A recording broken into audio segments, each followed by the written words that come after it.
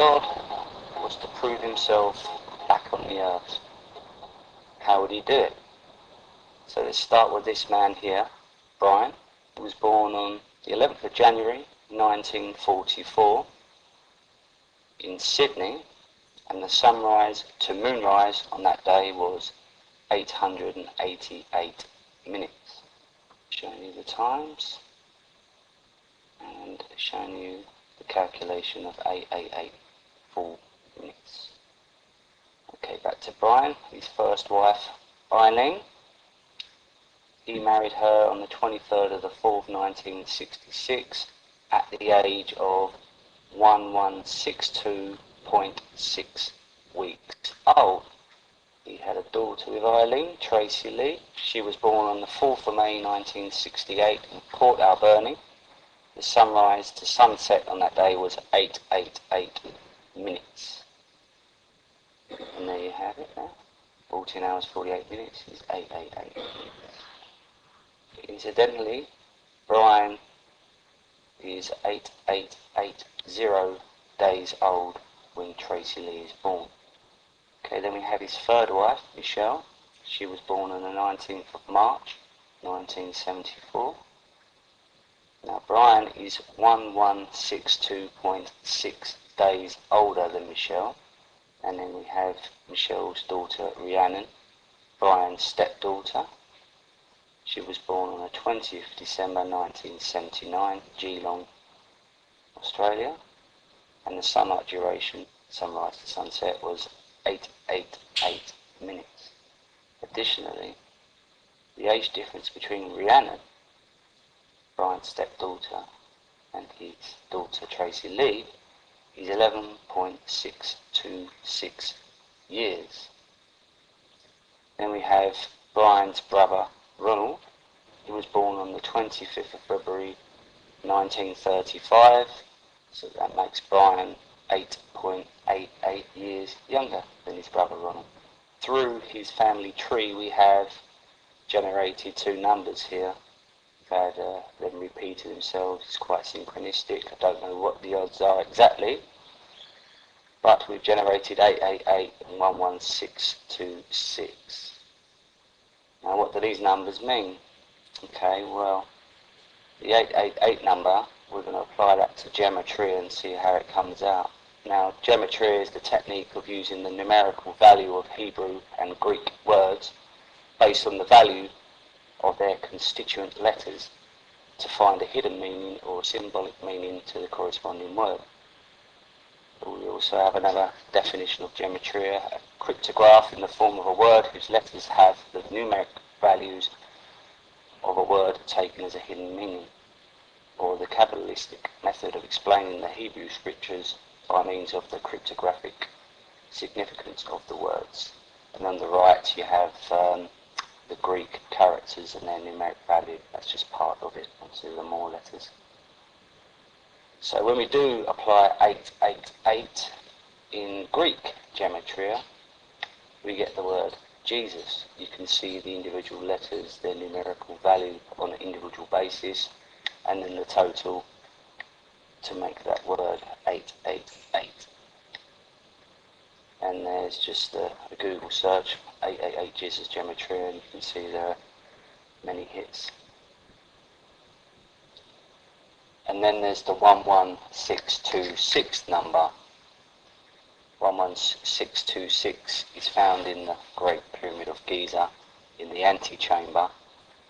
Its extreme length from north to south, that being 116.26 pyramid inches. Now this information comes from that book there, The Great Pyramid, The Secrets and Mysteries Revealed by Piazzi Smythe. He's the royal astronomer for Scotland, and he wrote it in middle of the 19th century. So it's showing you here the 11626 number coming up in other dimensions in the pyramid, one being its relationship to pi and the base of the pyramid being 365.242 sacred cubits. These are some geometric diagrams of the relationships of pi 365.242 and the 11626 number. So back to Brian's family tree. Brian had another daughter, Nicole Eileen, with Eileen. She was born on the 2nd of November 1977. Nicole is 777 days, or if you like, 2.127 years older than Rhiannon. Michelle gave birth to Rhiannon when she was 32.75 years old. So these two numbers, 2127, 3275, what do they mean? Okay, well I'm going to apply these to Strong's Concordance. So what is Strong's Exhaustive Concordance of the Bible? You can read up on it there, but basically it's every word in the Bible was assigned a number. God was assigned 1 and various other, you'll see later. But it was used as a codex for quick cross-referencing and that type of thing. But every word in the Bible has a number associated with it. For instance, the 2127 number equals Zia. I'm using a computer version of Strong's Concordance, therefore I can just type in the concordance number and it will tell me what word that associates with. We can follow that through to its origin. So the 2127 number is Zia. The 3275 number is Yakan. Now each of these words only appear once in the whole King James Version, 1611 Bible. You can see there, number of references found once. So with over 8,600 different words in the Hebrew Concordance, what would be the odds that the words Zia and Yakan, which are only found once, appear in the same verse? Well, not only in the same verse, but immediately next to each other. Now, I don't know what the odds of that are either. Now, if we take the 2127 Zia number and the 3275 Yakan number and add them together, we get 5402. Now, 5.402 years is the difference in time between Brian's birth and that of his sister, June. So going back to 1 Chronicles 5:13, where we find Zia and Yakan, we see that there are 7 names in that verse. There they are. Each of these names has a number value. As I said, has a concordance number. For a quick referencing. The mean average of these numbers is 4443.714. There's a few other decimals. The word God is found 4443 times in the King James Version 1611 Bible. And there's a page off the internet there showing 4443 times for the word God. Source from Strong's. So 444.3 kilometres is also the distance between the birth locations of 2 of Brian's children, born in houses built by Brian in Port Alberni in Quesnel, Canada. Now, here's Magellan. Magellan is standard issue for seafarers and aviators. It's accurate within 3 metres, I believe. Much better than Google Earth, which can be quite a long way out, depending what you're trying to measure. But as you see there, the 2 points, got the latitude and longitudes on the right, and so the distance is 444.3 kilometres. So the measurement of the Earth, God's temple, relative to locations important to Brian, bring forth many interesting synchronicities.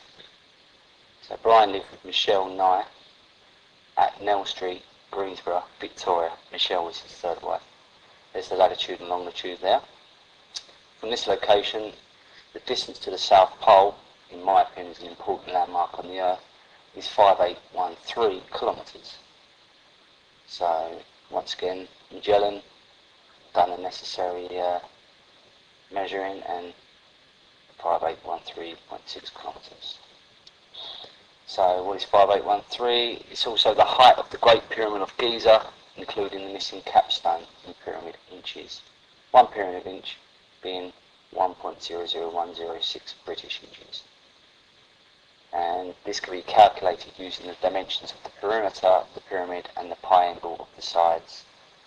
Once again, showing the relationship of the perimeter base, 365.242 sacred cubits, and the pi angle the value of pi, and the height being 5.13.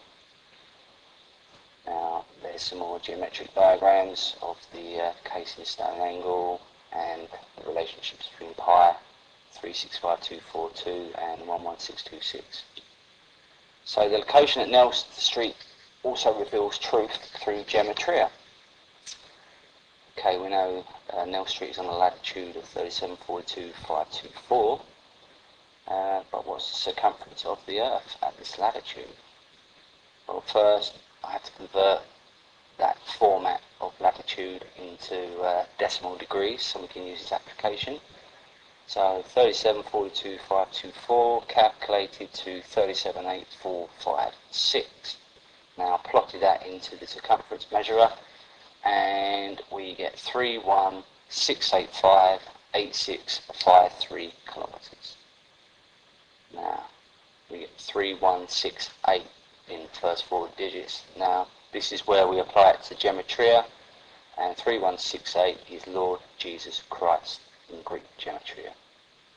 There's the table of letters and their numeric values, the individual words, the individual letters, the totals of each, and the final total there, 3168 at the end. Its placement is remarkable. The pyramid lies in the exact centre of all the land area of the world, dividing the landmass into equal quarters. The north axis, the north-south axis, 31 degrees east, is the longest land meridian, and the east-west axis, 4 degrees north, is the longest land parallel on the globe. There's only one place that these longest land lines can intersect, and that is where the Great Pyramid stands. If the pyramid was so important, it seems to be written in the Bible. Well, it is, and in Jeremiah 32:20, God said, which has set signs and wonders in the land of Egypt, even unto this day. In Joshua 22:26, therefore we said, let us now prepare to build us an altar, not for burnt offering, nor for sacrifice, but that it may be a witness between us and you and our generations after us. Isaiah 19:19 says, in that day shall there be an altar to the Lord in the midst of the land of Egypt, and a pillar at the border thereof to the Lord. And it shall be for a sign and for a witness unto the Lord of hosts in the land of Egypt.